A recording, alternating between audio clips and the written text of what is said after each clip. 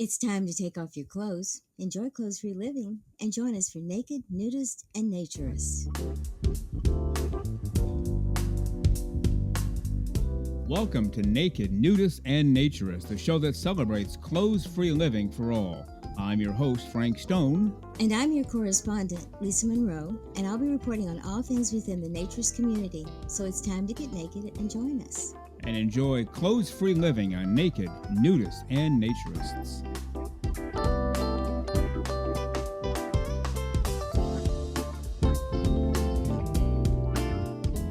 Well, greetings and welcome into Naked, Nudists, and Naturists, episode 123 today.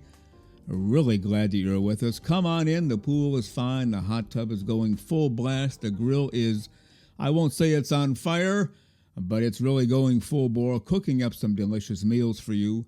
Fruits and vegetables off to the right, cold drinks off to the left, hot drinks inside. Your hammock is outside the left door. We have a putting green, don't forget that, outside the back. And of course, our infamous cigar bar in the back left corner of the pool. Extra towels, extra chairs, extra suntan lotion, whatever you need. We have it here for you. So come on in and then let's enjoy this next hour together. Clothes-free living for all of the right reasons. Well, on today's show, Lisa Monroe is wandering in as we speak. We will talk about the American Association for Nude Recreation, some of the great things they've been doing for the community. And we'll also have part two of my interview with the president of the American Association for Nude Recreation, the very terrific Linda WEBER. Glad that you are here with us on this Saturday. Don't forget to check out our Wednesday show as well. And I hear some music. Could it be? Yes, it is. It's time for the one, the great, the terrific, the completely over-the-top, fully clothes-free and fully smiling, our naturism correspondent, Lisa Monroe.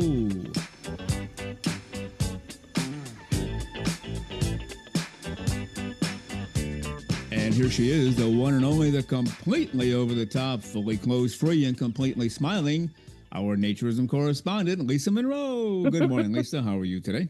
Good morning, Frank. I'm doing terrific. And you do really get into that Lisa Monroe thing, don't you? It probably didn't come through because I purposely have your microphone off until it's time for you to actually speak on the show. Oh. But I heard you outside my headphones laughing during the intro. What the heck was so funny? And it's just watching you do that. Okay. The intro is just kind of funny because you get that Monroe thing going. It's really kind of cute. But it's hilarious. No, never mind. You can tell I was a famous Broadway actor at one time, can't you? Oh yeah, certainly. I mean, there's absolutely no chance that anyone would not know that. Now, to clear things up, I've never been a famous Broadway actor, never been a Broadway actor, never been an actor. How about that? I think that clears it up. I have no past in that field. I think you click none of the above. That works. Okay. I have been on Broadway, though, but it was, to pay money to get a seat to watch a show. So I don't know if that probably doesn't count, does it? No, you have to be on the other side of the stage lights in order to qualify. Sorry. All right. Well, let's get into it here. Everybody knows we have a Patreon page. We gave up paid work to do this show. Whatever you can do to help support, we'd appreciate it. There are ways to enter in to the world of Patreon with us. If you're soaking up the content, we ask that you send a little our way. There are low rate ways to get in. You can pay as much as you want, though, too. We talked about how to spell a billion on last week's show, just in case you're writing that check. I'm just trying to help out. Lisa Monroe, on every show, we try to spotlight a couple people who have joined. Who do we have today? We have Jamie and Mike, another couple, which is fabulous, and Walter. So welcome aboard, guys. Thanks for helping us out and becoming a PPP. Yeah, okay. Sometimes maybe all the time, we know where these people come from in terms of which country. It just hit me. I don't know why we don't point that out. Maybe we should start doing that. But I don't want to point these people out because it would be unfair. But I'll think about it down the road. But Jamie and Mike, thank you. Walter, thank you. And a special thank you to everybody who joins in this community, naturism community. We give you 2 shows a week, for goodness sakes, a full hour on Saturdays and 40, 50 minutes or so on Wednesdays. Plus, we post content every day on social media, Twitter, Blue Sky. We're all over the place, so we ask you to give back to the extent that you can. Yeah, absolutely. And just so everyone knows, we do have international Patreon members. So, Oh gosh, yes, yeah, yeah. Gals, just come on board wherever you are. Yeah, and that's why I mentioned I happen to know Walter is from another country. I saw Gotcha. when he registered. I won't give the country because we'll start doing that, but then people will know. Yeah. You run all the merchandise around here. What's the latest and greatest? Well, we're unfortunately heading into fall here. But on the other half of the globe, south of the equator, they're beginning to come into spring. So, hope everyone down there will start taking a look at the merchandise because you got tote bags, you got water bottles, you got all those things to take to the beach or the resort with you. And maybe for the poor souls up here in the northern hemisphere, I might get a sweatshirt or something on. It probably wouldn't be a bad idea to get a hoodie or something on the merchandise. So if you guys want to stay warm and still promote naturism, that would happen. So I'll look into that. Okay, yeah, it's starting to get a little cool in the United States, and the being naked outside for prolonged periods for some people is already over, especially if you live way up north, and gradually it'll make its way south. We can be nude outside comfortably, even in December, and then after that, only for a little bit each day, but not every day. But then we kick into gear, end of January, beginning of February or so? Yeah, usually it just depends on how bad January is, but usually by the end of January, 1st of February, we're back in shorts. So Yeah. it's Oh, no problem. well, or Or nothing at all. nothing. Yeah. Exactly, or nothing. That's right. Which is All even right. better. And how do people find the merchandise page? They just need to go to our website, which is nakednudistandnaturist.com. And up on the menu bar, you'll see In Shop. Just click on that and start scrolling through and find the things that you really, really want. All right. Sounds good. Well, we had on last Saturday's show part one of my interview with the president for the American Association for Nude Recreation, Linda WEBER. Part two coming up when we're done with this segment today. And there's no question, and she spelled it out reasonably decently, and she has many times. AANR is in some level of trouble, for a lack of a better term, losing membership over the years. Not something that's just happening starting yesterday, but it's been gradually happening over the years. She's trying to stem that tide and get people to join, get people to renew. Has a lot of plans and committees formed to do that. Any special takeaways from you from part one of my interview with Linda WEBER? Well, I think Linda is, on a crusade to see AANR become what it has always been, but is beginning to lose ground a little bit just simply because of the membership drop and the resorts that are closing for whatever reason or changing hands and become textile resorts. And so there are fewer and fewer places for, many people in some areas to go to enjoy a resort. So, there's just a lot of work to do, and it takes effort and it takes membership to do that. So, just hope everyone understands that AANR is working for us. Yeah. They are really working for us. And I think it's one of the biggest problems that people don't see that day-to-day work that they do. And so they just think, oh, they just send me a newsletter and that's it, or a magazine. That's not what's happening. That's not what's happening at all. Yeah, and when you talk to the insiders at AANR, a big focus is the government affairs team, where they watch legislation throughout the country for any bill that might go a little bit south for AANR. I remember one time a few years ago, they talked about no more sex-related stores or businesses within X number of feet of a school or a church. Mm-hmm. Well, there happened to be a nudist resort in that area. And they said that, that means you. And so AANR said, hey, wait a minute. We have nothing. We're not a sex business at all. Mm-hmm. But they saw that bill early and they were able to take care of it before the actual vote came to fruition. So that's a big part of what they do as well, because, that nudist resort would have been out of business and all the members would have had no place to go. And so they do a lot of work on that behalf as well, some of which we hear about, some of which we don't, because it gets complicated and convoluted, and some involves privacy issues. But I've heard from enough people who know more than we do. They're busting their tail almost every day on making sure the legislation doesn't affect our nude recreation, correct? Absolutely. And, that's just the main thing, is that we need protection from, the silliness out there regarding naturism. So they are trying to be our knights in shining armor, so to speak, and keeping what we have in place and hopefully giving us more down the road. All right. Well, part 2 coming up in just a few moments. Now, we have an email from one of our listeners in Canada. His name is Brian. We've been featuring Brian on the last few shows. Not the same guy, same name, not the same guy. The other Brian is from Florida. This one's from Canada. And he starts off, greetings. Well, I like that. Greetings with an exclamation point. That's how we start the show off. Well, greetings and welcome in. That's right. Most importantly, thanks to all there for your Herculean efforts in producing such a high quality, dependable podcast. Now, before you read the second paragraph, those words mean a lot to me and to us. Yes. High quality, which we strive for on every show. And you and I recently had a discussion about an episode that I was done with, you had not heard yet. Mm-hmm. And you said, is it pretty good? And I said, well, of course it is, because we're not going to ever put anything out there that's not good. If it's not good, it's not going out. We're going to work on it until it gets good. And so that's what we do, but also dependable. Yeah, every Saturday morning, 6 o'clock a.m. Eastern Time on Spotify. You can set your watch to it. And there we are for, I've lost track now, over 115, 116 straight Saturdays. Yeah. With our Wednesday shows now, that throws the counting off in my head. This is obviously episode 123, but some of those were Wednesday shows. Mm-hmm. And so that means a lot to us. High quality and dependable. Yes, and neither one of those are achieved by accident. They were set. Those are the goals we set, and we've achieved them, and we appreciate Brian for saying that. Having said all of that, because there's a lot more to say, can you read the second paragraph? We'll be glad to. I have an etiquette question that I would love your slant on. Wife and I just returned to the naturist life, and we attend a private facility. At the end of each day trip, we have been getting dressed in the common outdoor area, and I have been wondering if that is considered a bit bottom drawer behavior by others. Nobody's ever voiced a complaint, nor have we been given the stink eye. This is just my consideration working on overtime. All right. And then he says, I'm going to ask the owners, but I am very interested to see what you suggest. Should we be going back into the change room facilities to re-robe?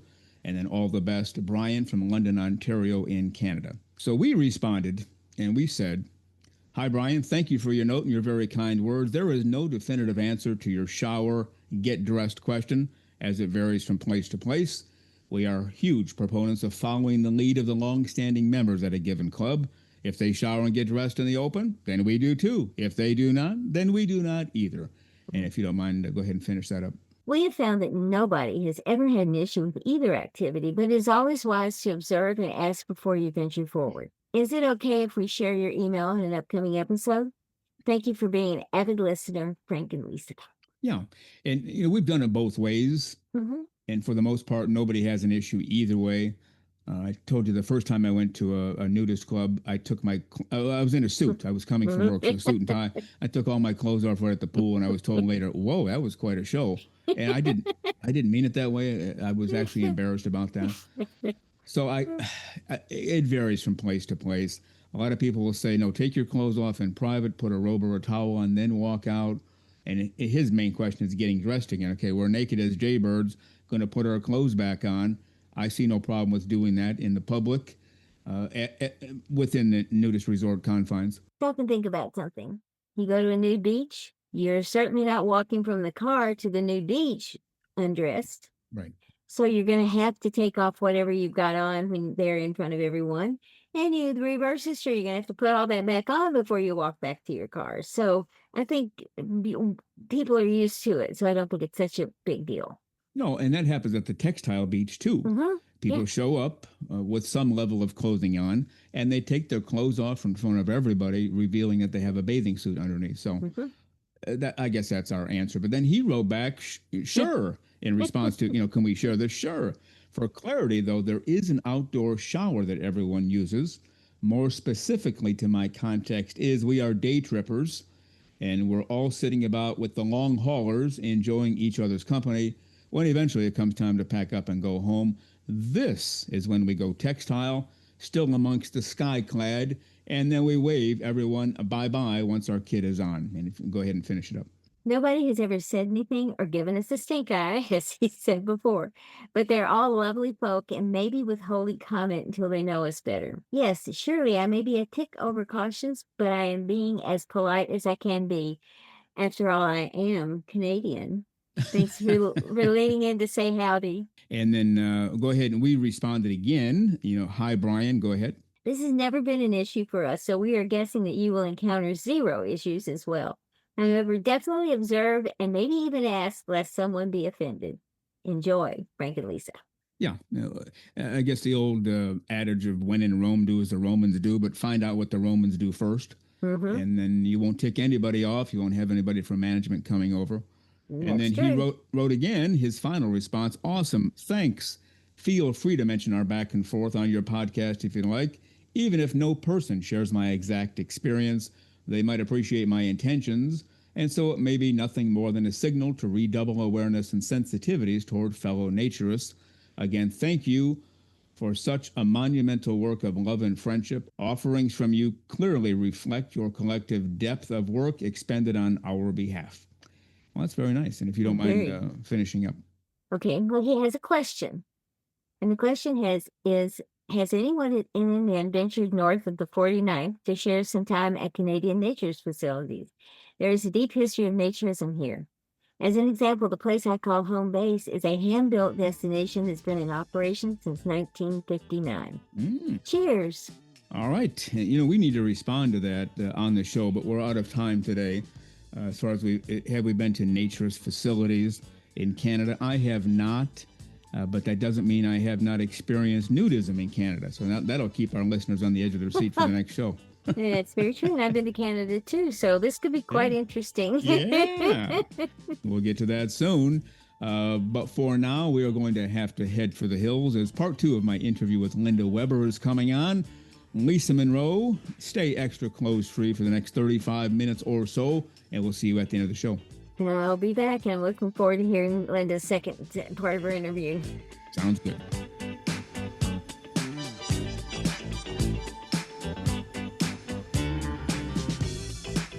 The very terrific Lisa Monroe. She does it all around here, does all of our memes that you see on social media, runs the merchandise, helps out with the show, does these segments now twice a week, and we thank Lisa Monroe for all of her help on this show. As a reminder, we are the official podcast for the American Association for Nude Recreation. Are you a member? If so, great. But if not, you can become one within moments from right now. Just go to AANR.com, follow the navigation to membership, and within moments, just like Lisa Monroe is and just like I am, you will be a fully fledged member of the American Association for Nude Recreation. How about that? Well, you are listening to Naked Nudists and Naturists, episode 123 today. And now let's get to part 2 of my interview with the president for the American Association for Nude Recreation, the very terrific Linda WEBER. Well, that was actually my next point coming up. I could be here till I'm blue in the face. I don't understand that particular bylaw. Why? I guess I do, because somebody explained it to me once. The individual regions are not direct reporters to the Home Office. They stand alone, and it was explained to me, in case there's an issue within a region, somebody can't go out there and sue all of AANR and put everybody out of business at once. They have to take care of business with that region and make sure they get resolution that way. Is that your understanding as well? That's why we have this to begin with? That's why they were formulated, just for protection. Exactly. Okay. And I am not an attorney. I know Eric is, and he probably knows other attorneys too. Is there a way to change that so you have the AANR office in Florida and everything comes under that umbrella like all other businesses do? Or is that not possible to do that? I don't see that, because that was one of the sticking points when I had put like a 10-point plan before I ever was entertaining the whole presidency. I did a marketing plan and I did 10 things, and people agreed with 9 of them, but abolishing the regions was not very popular. People are resource guarding. They don't want to let go of their region.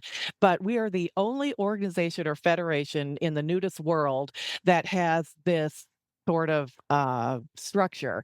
All of them usually have just, like a board, and then they just have all the members under it, which allows for more purchasing power because of the dollars are all concentrated. The problem here is we have to allow for money for the office staff that serves all 7 of the regions, and then the regions have their own budgets. And so how they spend their money is different than how we manage ours. And there is that disconnect. And I don't find that it is working. I think we need to be a little more together. We Yeah, just yeah, aren't. It was just like, you can't tell me what to do. There's certain triggers that I just will not listen to. Like, you can't tell the regions what to do. Well, okay, that lets me know that you're not open for any kind of suggestions or any kind of improvements. Or, I'm just a volunteer. If you're saying you're just a volunteer, you either don't know your value or you don't intend to do your job. yeah, So, and you can't tell the clubs what to do. Well, if they sign a contract, basically, we do have that relationship. And that, I'm going to pivot into that is I've been looking at some of the membership reports for years, even when I was a director. And we just had some clubs that they never had the membership numbers. You have to have 15 for a non-landed club, or you have to have 25 for a resort, brick and mortar. And they would have 0 or 5, for 5 years, and their membership never grew, or you couldn't get a hold of them. They didn't pick up their phone. They didn't have a web presence. And so I kept getting these complaints about, I tried to call this club and they're not answering. They're not receptive. I can't get a hold of them through their website. And so I started looking at them and saying, we need to cut those clubs, because if they're not available to our members, then what's the process? I mean, why is the purpose of it? And I got a lot of pushback on that because it was all a numbers game. And to me, that's great to say we've got 200 clubs, but if only 180 are available to our members, we're not doing them any favors. And I'm yeah, going to hear about that. So I took the very unusual step of saying, I would like for you to look at your membership numbers and let me know what you would like to cut. Well, I heard crickets, except for AANR Florida. mhm, Thank you, Joe Rivas. yeah, And so I spent the weekend in April looking at the membership and saying, okay, historically they have not had the numbers. Why do we keep them? They don't have the website. They don't have our logo. So I put some compelling reasons, and we cut, I think, about 6 to 8 clubs, mhm, which was we've only cut them for cause, like, there was a sexual component to it, or they were, turning into a swinger club. But now what I would like to do is for the clubs that aren't adhering to their contract, the first thing I do is I say to the regions, you need to help them. mhm, And if they're beyond help, or they don't want to be a club anymore, or they just can't get it, they want to disband. Okay, we understand that. But get those off the rolls, because I want to get lean and mean to the clubs that are available, and then work with those clubs to see if we can get a little more, maybe richer benefits to being AANR. And by richer, I don't mean money, but the support, tchotchkes for them, different things that we can do for them, because we will be now dealing with the clubs that want to be there and are available to our members. yeah, So in February, you're probably going to see a few more, but that was pretty landmark getting that pushed through. yeah. I heard the very same thing. During the annual meeting in August, I think it was August 13th and 14th, as I privately shared with you, I had a family thing going on that needed my attention.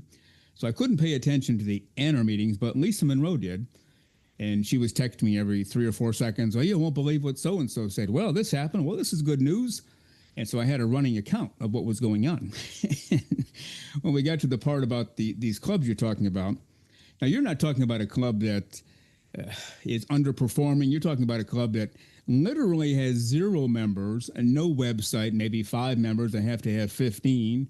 I think you said if they're non-landed, 25 if they're landed. They should have been shut down years ago, it sounds like, in many cases. And the note you gave me, AANR, I think it's Western Canada, 2 clubs were gone. Is that right? And AANR Florida 1, AANR West 4 clubs. Because you're right. That's a form of dishonesty, even though it's not intentional. People say, I want to go to a resort. They fire up the website. Oh, here's one. They drive there, and there's nobody there. And so I think it's a very good thing that you're doing. Now, there are some other regions that want to study this a little more. Is that what happened? Yes, when I looked through, I was pleased to see that AANR Northwest did not have anything, and the Southwest needs to work on a few. Uh, but I looked at all of the factors, just not the fact that the members, and it was mostly non-landed clubs. But things change, and sometimes the management changes, or something happens, and they're not as motivated. They don't want to continue it. And so, I try to say, let's work with them first. And if they can't get their membership up, because it's a contract, they sign a contract saying that they were going to do something. We provide, according to our contract, and we give them a lot of press. They're on our website. And if the members say, I can't get a hold of this club, and they've done it repeatedly, then we have an issue. And I usually refer that to the region. But these were ones historically that have had the issues, and so it was time to call them from the group. Now, they were not terminated for cause, meaning there was sexual. So if they were to reform and would like to come to us, then and provide the membership, then they could come back. So it's just a matter of they just weren't as it wasn't to the contract that we needed. Yeah, and you're not talking about, Linda Weber, Miss Tough Gal USA with the iron fist coming in and closing clubs. This is actually in the bylaws. Is that correct? It's actually in our governance manual that Oh, says, yeah, there you go. that they will have this number, Yeah.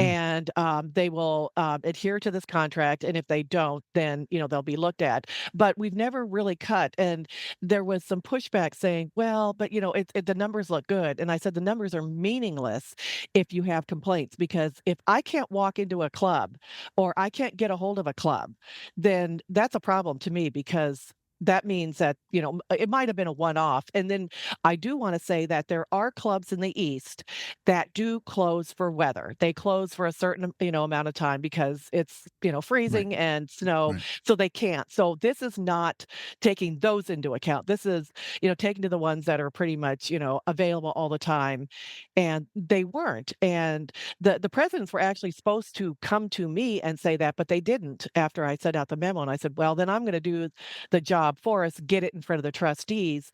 And I was so pleased that the trustees saw the importance of that. They voted unanimously to go ahead and terminate the charters. And so I was glad that they understood the whole reason of this. Yeah. Well, that's very good news. I wasn't aware of that. That's very good news. And I will tell you this. I don't work for AANR. I'm not on the payroll there. I don't have an elected position. So I'm kind of in the middle. I hear a lot of things from a lot of people who figure, well, we'll just tell Frank, he'll know what to do. Well, I don't. I often turn to you. I go, well, Linda, what should we do? What should I tell these people? But I can tell you this with relative confidence, even though I don't have anything written down to prove it. Most people in the American Association for Nude Recreation do not know what the bylaws say. I'm going to guess most people have never read the bylaws. That's just not something that most people do in general until they need to. Like, well, I had a bad experience. I'm going to read the bylaws, by golly. Well, okay, that doesn't happen too often. How do we get people to understand what's in the bylaws? Do we just put them out there over and over? I'm guessing they're on the website, but how do we encourage people to read them, to know what's in there? And if you don't like it, you can submit a letter to Eric by September 30th. Say, hey, you got to change this one. How do we do that? No, it's very difficult because, of course, it's written in the kind of language that is all encompassing and legal. So it's not exactly exciting reading. And I read them. I have them up on my computer daily because I look. I Yeah. mostly deal with the governance manual, because the governance manual you can make changes through a motion, which I'm so glad for that, because that we can get get that changed within a reasonable time. But the bylaws are pretty cut and dry because they were, how we formed the organization. It outlines the different regions and the states within the region. So it's very lengthy. It can be, people can read it, but I don't think most members are, dying to to read that. But it would be nice if they did, to get some kind of an understanding about what we're up against when we want to make changes, or the protections that it does provide us. Yeah. Well, I've noticed a thing over the years with union people. They have a collective bargaining agreement that covers everybody in the union. Most union people don't know what's in there until they get in some level of trouble and they say, well, I guess I better read my contract here, my bylaws, and find out what I can do about this. And I always say you should have known that before. Now, it's too late for that person, but I've told other people, this is a great time for you to read up on this stuff so you know what you can do, what you can't do. Otherwise, you'll be in the same position as Billy over here. So that's normal. That's not a shot at AANR people. That's a just normal part of life. You have to go to work. You have to take care of your family. Where are you going to find time to read the bylaws for AANR? But if you don't know what's going on, then you don't know what's going on, and you can't suggest possible remedies. Now, you said you think the bylaws were developed in the 80s. Obviously, a whole bunch in the world has changed since then. Are you finding most people agree at least with that basic premise? Apart from AANR, the world in 2025 is different from 1980 or 85. And if so, could that be used as an impetus to, maybe we ought to be changing some things too? What do you think? I brought it up because I said, what happened 40 years ago probably was, something that worked then, but we are not making steps to look at this every year. Now, we do have it within our reach to every odd year to look at the bylaws and the governance manual in a more concentrated manner. And I did. I implemented a governing document review. And so we've got some folks that are actually looking at it, each one, not only on the bylaws, but also the governance manual, to look to see what we could change. And that's another thing as well. That's going to take a lot of work. That just is something that drives me nuts because I don't eschew hard work. I'm all in it. Yeah, And right. so if that's the only thing that's keeping us from doing it, we need to get people that are motivated to change, because even if it works today, it doesn't mean it's going to work tomorrow. Right. And this resting on your laurel stuff has never been anything that I've ever wanted. And you've seen companies do that. I mean, BlackBerry was the first to market with being able to get your you could send and receive emails on your phone. I remember having one as an executive, and it was great. It was like a game changer. But they thought that they were going to rule the market forever. And then I don't remember who the next one, if it was Nokia or something like that, all of a sudden did it. And so they were, they may have been first to the market, but they rested on their laurels. And, now you never hear about BlackBerry, I'm sorry to say. So we've rested on our laurels, and maybe that's a failing because we have volunteers. People have said that. And I said, well, as a volunteer, I would prefer to be a volunteer and not be paid, because the passion I put into it is because I want to work for it, not because I'm getting a paycheck. And so there's, compelling reasons for having a paid staff that run an organization. And there's also reasons to have volunteers. Now, sometimes we don't have the right volunteers, and that's been a problem, that have, their own personal agendas. And I always say the only agenda you should be working for is the one in front of you at our meeting. If you have a personal agenda, take it somewhere else. There's plenty of other, charities that might be, amenable to that. But I did come out strong saying that we do have some people in the wrong positions that are actually trying to harm the organization. And so our competition and everything that should be coming from outside. It shouldn't be inside. We should be working together. We're such a small niche part of the cosmos, and so we should all be working together, because it's not going to take much to crumble this. And if we keep going this way, that's what I'm afraid of. I'd like to see us go to our 100. I'm not sure. We've got 6 years. Yeah, I know what you mean. And you mentioned that at the meeting. I did catch that. I was able to tune in for a little bit of that, and Lisa filled me in as well. But I have a copy of your speech here, and you put, to those in leadership, I ask you this: are you faithful to your oath to serve the best interests of AANR and the future of nude recreation? We can't afford to waste time on distraction or division. The clock is ticking. We need to work together to reset our course and renew our focus on building a stronger, more united future for AANR. Now, as a guy who's been there, and I won't say done that, but I've watched it be done. Every organization, no matter what, a volunteer making $1 million a year, whatever, you will always have people who do things off the beaten path to kind of hurt the organization, just get some kind of a kick out of it, or they get a power trip or whatever. I don't know how we can police that, because we want members. But you're right. If anybody says, I'm going to get on the AANR board because, by golly, I'm mad about this, well, what about the other 5,000 things that go on a daily basis? And is that something that you ask people for an answer for, or you just put it out there as a statement? I put it out there as a statement to try to let people know that I'm dedicated and that they should be dedicated too. If you're not looking to grow the membership, to serve our membership, then you may not be in the right position, because if you want to dismantle it or you think you can do something better, please do it now. Go, just do it, because I'm focused on trying to grow the membership, which I am very happy to say that we are growing. I did put in a goal, which is the first time that I think that I've ever heard that we actually had a goal. I wanted 5% growth each quarter, and I heard these horrible gasps the first time that I said that. So when I looked at the numbers at the end of the year, because I came in last August, I realized we weren't going to make that. So I just said, okay, we'll make it 5% for the year. When you say that you need membership, but you don't have a goal, it's just that you're kind of hoping it and throwing it out there and hoping that you do. By having a goal, it gives you something to shoot for. And if I run this as a business, you can't fail. And so I'm seeing that we haven't run it as a business. And so if we put in, things like goals and stuff like that, it kind of reframes people, and they have something to shoot for, they have something to look for. And if they don't make their goal, I'm going to be talking to these regions and saying why.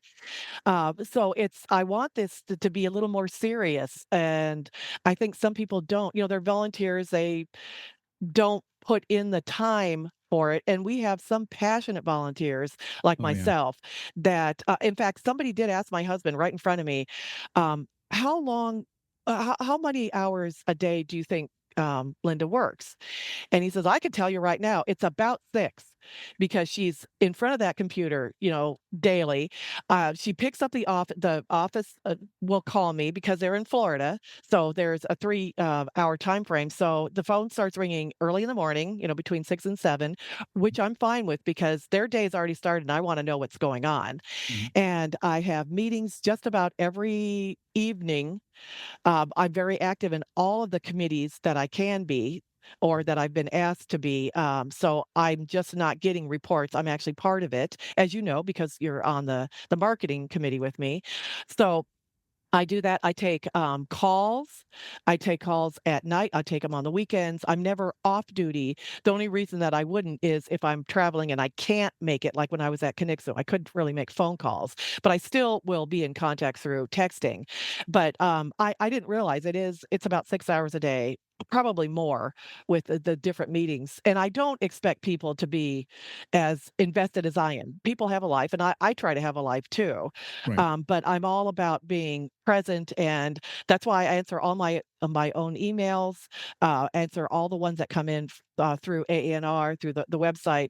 And what has disappointed me so greatly is when a member says, "Oh my gosh, I can't believe the president actually answered my email. I didn't expect it." Or, "I can't believe you took the time to do this." When they have that expectation that they were not going to be serviced, or that they wrote to me and they weren't going to get an answer, that's very disappointing, because did they try to do it before and they didn't, or they're just surprised, or what? Because I'm always available to members. And it's so funny because my husband says, it's funny to watch for you at convention. You'll say, I'll be back in 5 minutes. And it's about 45, because as I'm trying to get to where I am, can I have 5 minutes of your time? Can I have five Yeah. minutes of your time? And I always, try to say, yes, I can do that. Or can we do it in 20 minutes? So after I'm done with this. So I try to be out there and available. And because people say, I don't want to bother you, I'm like, I'm the president. This Yeah. is who you should be bothering. You need to talk to me because I don't know what I don't know. And if you're a member and you have a concern, then I need to know about it so I can I can address it. So I'm always available. I'm always on. That's why I'm always in motion, because this is so important to me. Yeah. I was thinking back to this one time, I was the leader, the CEO, and I had different divisions. And I chose a younger guy to lead up a particular committee. And I met with the whole committee. There were probably 50 people, and I said, okay, this guy over here is going to be the lead. And I won't get into the details. It would take too long, but I wanted them to divide the things we were looking at into 4 groups. And I explained what the 4 groups were. I explained why we need 4, all based on research, not just me pulling it out of my hat. But here's how a successful organization works. Here's how we're going to do this. 4 groups. Took a lot of time to explain it. Left and walked over to the next committee and was explaining things to them about some other issues. And one of my assistants came in and he goes, I thought you told the first committee 4 groups. I said, well, yeah. I said, you were there. He goes, well, they're only doing 3. I said, that can't possibly be true. He said, it is. I was in there and the guy you put in charge said we're doing 3. I said, okay, folks, hang on one second. I'll be right back. So I went down the hall and pulled this guy out. I said, so what's going on? He goes, yeah, we don't need 4. We're going to do 3. And I said, I spent a lot of time explaining this to you, why we need 4. We need 4. And he began to argue. And I said, I don't have time for this because I've been through this before and 4 works, 3 will not. And I explained why. I said, can we do 4? And he goes, yeah. Great. Go back in there and do 4. Went back to my other meeting. 5 minutes later, the same assistant came down. He goes, he went back to 3. I said, no way. All right, so I went back and pulled the guy out. I said, did you go back to 3? He goes, yeah, because I think 3 is best. I said, okay, I'm going to go in. I'm going to take over the lead of the committee till I find somebody else. I can't have you leading this anymore. So that's what I mean about people intentionally. Now, he thought he was Mr. Hotshot, thought he knew more than I did. Well, okay, maybe he did. Actually, in this case, he did not, but maybe he did. But there's a time and a place for everything, not just go behind the back and say, I think I'll do something differently. And I know we have that going on in every organization in the world. And I'm also glad you're taking action on that. Like, hey, folks, we can't survive as a team if we don't work together, right? Absolutely. I mean, that was one of the things I looked at because I had been on a committee that we had like 40 people on the list, but it was the same 7 people that would show up. And I said, you need to take those names off because they never show up. They're never going to do anything. And even if we had 40 people, there is no committee that really needs that. And so my directive to the committee chairs that I very carefully chose is I want like maybe 5 people, 5 max, because anything more, you're just going to get noise. And I said, if you feel that you need to have people, then that's your choice because you are the committee chair. But I don't want to see a committee of 10 where I look and I know that these names are not on there because remember, I am on most of those committees. I sit on those and I'm on the calls. Yeah. And so it's one of those things that I want people that are available and engaged. And I always want to say, I do understand people have a life. I do understand that. But if you make a commitment, you need to adhere to it. And if you can't, then we're going to take you off because I want key decision makers. I don't want it to be, well, we can't have this because this person isn't there and we really need them. And so I just want a small core. And that's really, really worked. Yes. And I listen to the committee members and I listen to the committee chairs. And if they say we mean no, then they can have more. Or if they want to go in a direction. But I pretty much usually outline what I want to see from the committee. And that gives them an idea so they're not running free form trying to guess what we need. Yeah. No, that's great leadership, Linda. It really is. And we do have some good news. You talked about membership numbers. At the end of 2024, we can't report 25 because it's not over yet.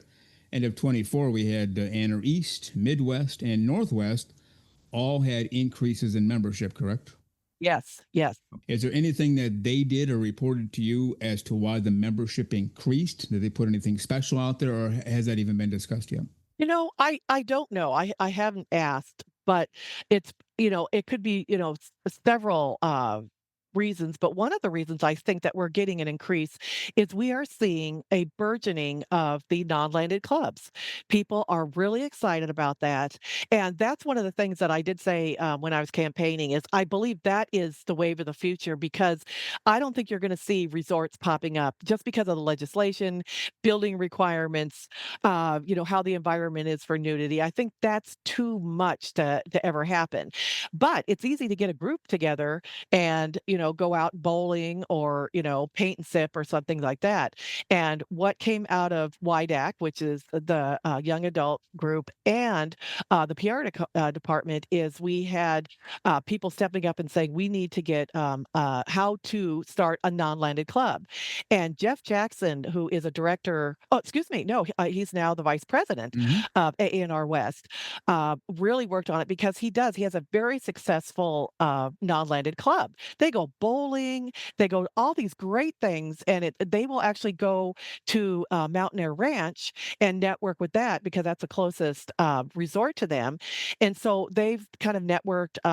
They want to get like a youth portion to kind of address what the younger people want.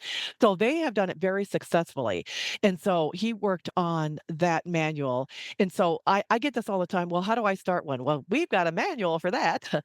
And so it's so great because people don't know what they don't know. They don't know how to incorporate it or LLC or how to take funds. Some of them are just loose groups, and that's fine if they want to stay that way. But if they actually want to be, affiliated with us, they have to have a little more structure. So Yeah. we are really seeing that. And that's one of the things that came out with Jeff and YDAC and the PR committee, because they all work together on this idea. And now we actually have a manual. And I actually read through it, and I'm pretty critical because I write, and I'm very critical about how you see things and you perceive things in writing. And I was so impressed because if my eyes do not stop as I'm reading through, it means that it flows. And that's the way I use the criteria when I write a story. I usually can write a story in about a day. The bones of it, and then I fill it in.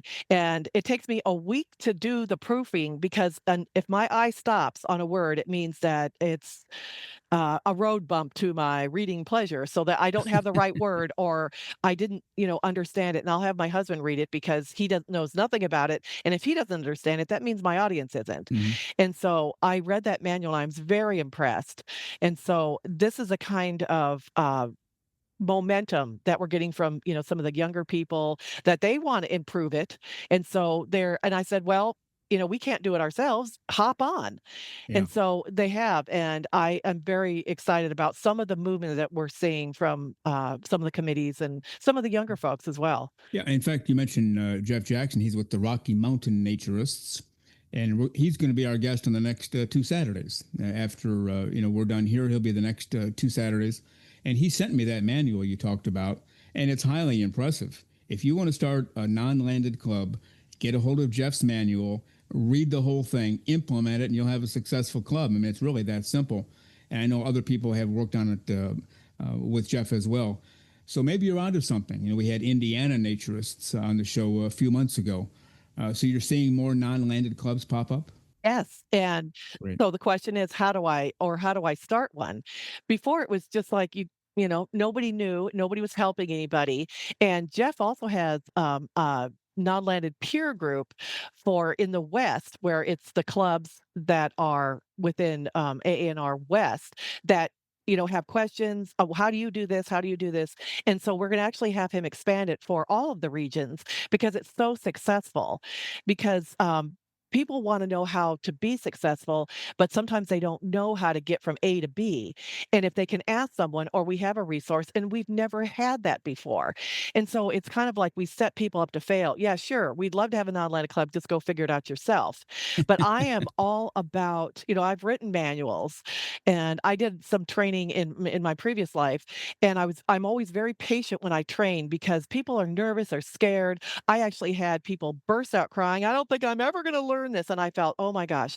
So, I actually wrote a manual so they could visually see, and they could see it at their time instead of some people are more, visual.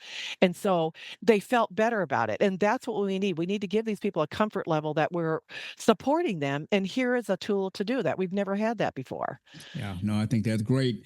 And I think you're onto something. And again, we've been talking to Linda WEBER, the president for the American Association for Nude Recreation. And Linda, I'm speaking for myself, but I think I'm speaking for tons of people because I like to say we get cards and letters here. Actually, we don't get any cards and letters. It's all emails and direct messages these days. They just think you're doing a great job, and people support you. They respect you. So keep on doing what you're doing. you definitely have the support of pretty much the whole organization. I know a few naysayers. I never had 100% either. I still don't. I never will. But you have the extreme vast majority. So keep on doing what you're doing. Now, before we go, somebody might ask, okay, I'm a member right now. Why should I renew my membership? Or somebody might say, I'm not a member at all. Why should I join? What would your answers be?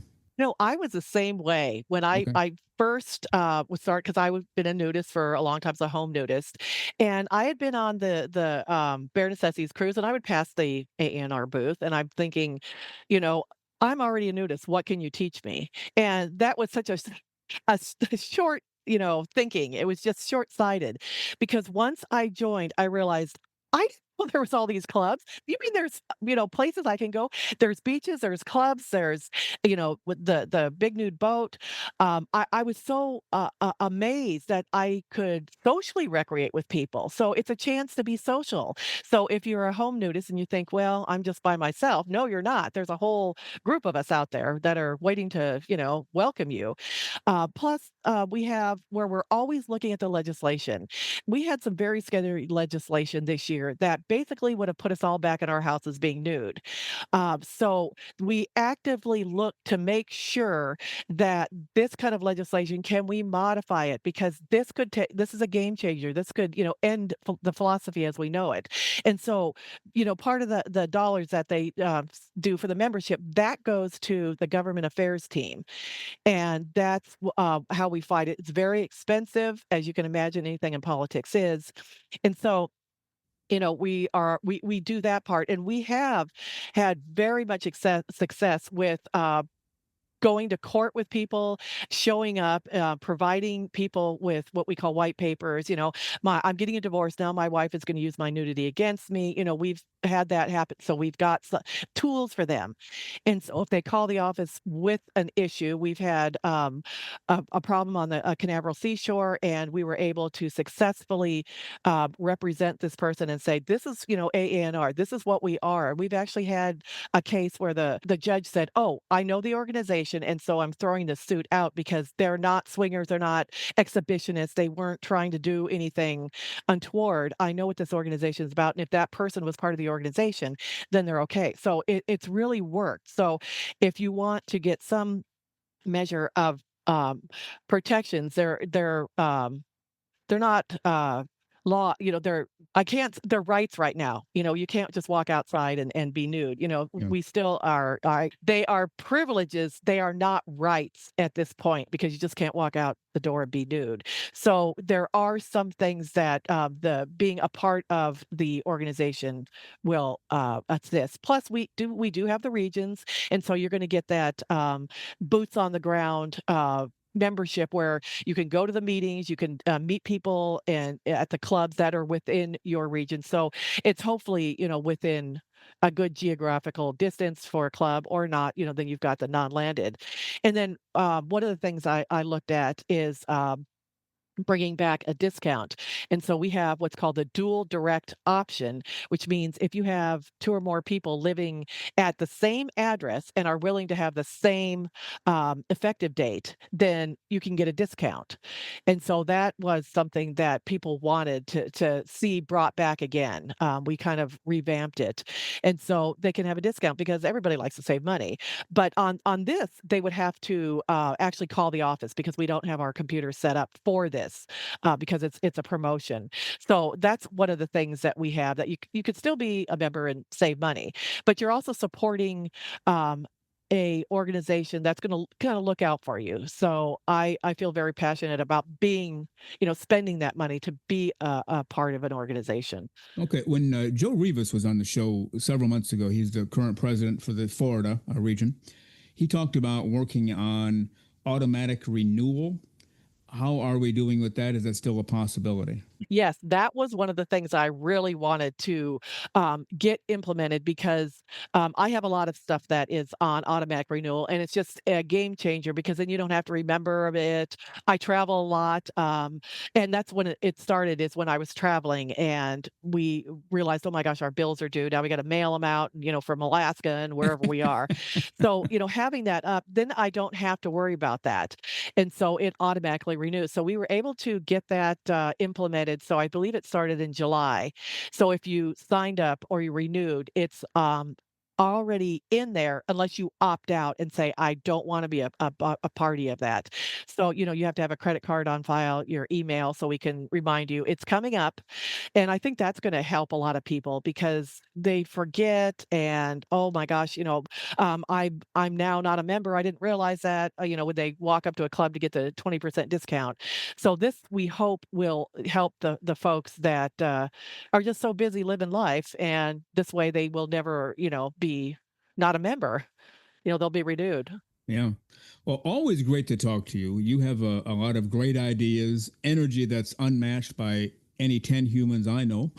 You're always out there advocating for naturism, nudism, clothes-free living. And anytime you want to come back on, either for a full interview like this is definitely a longer interview than usual, but that's okay. You're the president. You have a lot to say. If you want to come on for a short interview, you have a quick audio clip you want to send in and let us know. Anybody from the home office wants to come on, your trustees, region presidents. We've had Dan Hawkins on. We've had Andy Rogers on. We've had Joe Rivas on. And we'll have them all on to get the word out. Clothes for living for all the right reasons. Naturism, nudism, American Association for Nude Recreation. It's all terrific, and it's a great way to live. And the more we have people spreading the word publicly, the better off we'll be. So just let us know what we can do for you. Oh, I sure appreciate that. Oh, you bet. Again, Linda WEBER, President, American Association for Nude Recreation. Linda WEBER, go out there and have a great clothes-free day. We'll talk again soon. Thank you. I appreciate that. You bet.